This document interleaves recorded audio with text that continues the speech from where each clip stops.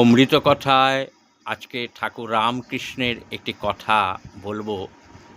ঠাকুর রামকৃষ্ণ এবং তার দাদা দুজনে মিলে কামারপুকুর থেকে দক্ষিণেশ্বরে মা ভবতারিণী মন্দিরে আসেন এবং পুরোহিত হিসাবে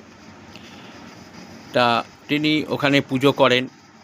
এদিকে ঠাকুর রামকৃষ্ণ বিবাহ করেছিলেন মা সারদা দেবীকে। মা সারদা তখন ছোট্ট বয়স। তিনি ওই ঠাকুর কি খাচ্ছেন না খাচ্ছেন এই নিয়ে উনি বিচলিত হয়ে গেলেন, খেতে পারছেন না। তিনি রান্না করে তাকে খাওয়াবেন, সেই জন্যে তার বাবাকে, মানে মা সারদা মায়ের বাবাকে বললেন যে আমাকে নিয়ে চলো দক্ষিণেশ্বরে, কারণ উনি কি খাচ্ছেন না খাচ্ছেন বুঝতে তো পারছি না। তা এই সারদা মায়ের বাবা কিন্তু তাকে নিয়ে আসছেন দক্ষিণেশ্বরে।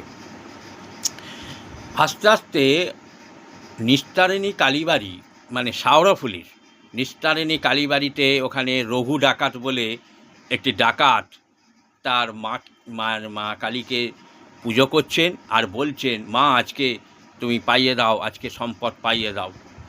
এই ডাকাতের যা হয়। তা এদিকে মা সারদা এবং তার বাবা যাচ্ছেন ওই জঙ্গল থেকে। হঠাৎ করে দেখতে পায় সে মা সারদা আর তার বাবা আসছেন। তার কি স্বর উচ্চনাদে সে হই হই হই হই করছে। তখন মা সারদা ভয় পেয়ে গেলেন। কিন্তু তিনি মা সারদা তাকে গিয়ে বলল, রঘু ডাকাত, শোনো, তোমাদের যা যা কিছু আছে দিয়ে দাও। বলছে, আমরা গরিব মানুষ, আমাদের কাছে কিছু নেই, কিছুই নেই। ঠিক আছে।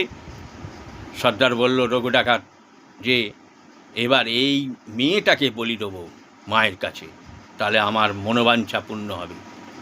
বলে ঠিক করলো, ওর বাবাকে বেঁধে রাখলো।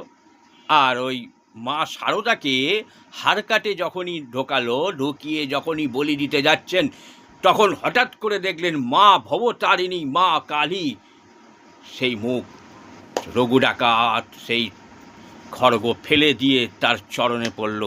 মা, আমি অবুঝ সন্তান, তুমি আমাকে ক্ষমা করো, আমি বুঝতে পারিনি। বলে, চলো, আমি তোমাকে পৌঁছে দিচ্ছি দক্ষিণেশ্বরে।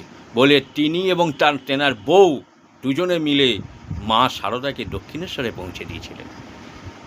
এই ছিল ঘটনাটা যদি বেশি বেশি শুনবেন, চ্যানেলটাকে সাবস্ক্রাইব করবেন।